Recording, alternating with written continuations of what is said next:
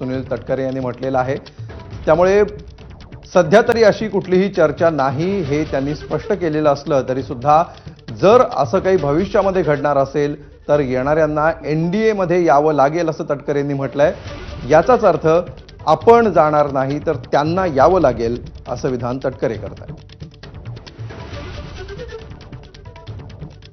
तर महेश तपासे सध्या आपल्या सोबत आहेत। शरदचंद्र पवार पक्षाचे राष्ट्रवादीचे मुख्य प्रवक्ते।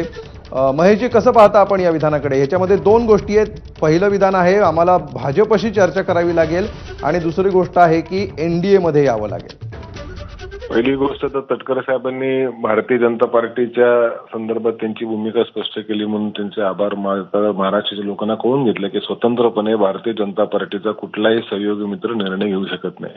दुसरी गोष्ट म्हणजे आमच्या राष्ट्रवादी म्हणजे शरदचंद्र पवार पक्षामध्ये त्यांच्यासोबत विलिनीकरणाच्या संदर्भामध्ये किंवा हातमिळवणी करण्याच्या संदर्भात कुठलीही चर्चा नाही। आमची राजकीय दिशा ही काँग्रेस आणि इंडिया आघाडीसोबत ठरलेली आहे। पवार साहेबांना जर भाजपसोबत जायचं असतं तर 2 वर्षाआधी तो निर्णय अजितदादांच्यासोबत झाला असता, परंतु तसा कुठलाही निर्णय आम्ही घेणार नाही। आम्ही इंडिया अलायन्स सोबत आहोत। आम्ही महाराष्ट्रामध्ये शिवसेना उद्धव बाळासाहेब ठाकरेंच्या पक्षासोबत आहोत। आम्ही महाराष्ट्रामध्ये काँग्रेस पक्षासोबत, समाजवादी पक्षासोबत आणि बाकीचे जे सेक्युलर पक्ष त्यांच्या सोबत आहोत। लोकसभा आम्ही इंडिया अलायन्स मध्ये लढवली, विधानसभा इंडिया अलायन्स सोबत लढवली आणि येणाऱ्या नगरपालिका महानगरपालिका देखील आम्ही समविचारी पक्षांसोबत लढवू। त्याच्यामुळे भारतीय जनता पार्टीसोबत जाणे की अजितदादांच्या पक्षासोबत जाणे ही कुठलाही मार्ग आमच्या पक्षाकडे उपलब्ध नाही। ठीक, धन्यवाद महेश तपासे आपण दिलेल्या या सविस्तर प्रतिक्रियेबद्दल।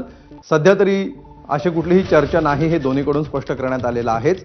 मात्र या निमित्ताने भाजपसोबत गेलेल्या पक्षांना स्वतंत्रपणे निर्णय घेता येत नाही हे यातून दिसून येते अशी प्रतिक्रिया महेश तपासे यांनी दिलेली। राष्ट्रवादीच्या 2 गटांच्या विलीनीकरणाबद्दल कुठलीही चर्चा नाही असं तटकरेंनी स्पष्ट केलेलं आहे।